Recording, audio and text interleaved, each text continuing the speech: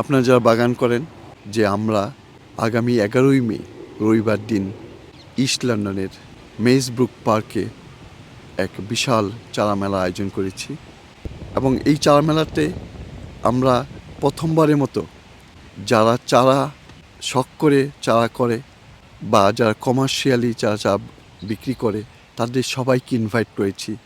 এতে বিজিএসের মেম্বার, নন মেম্বার সবাই এখানে আসতে পারবে।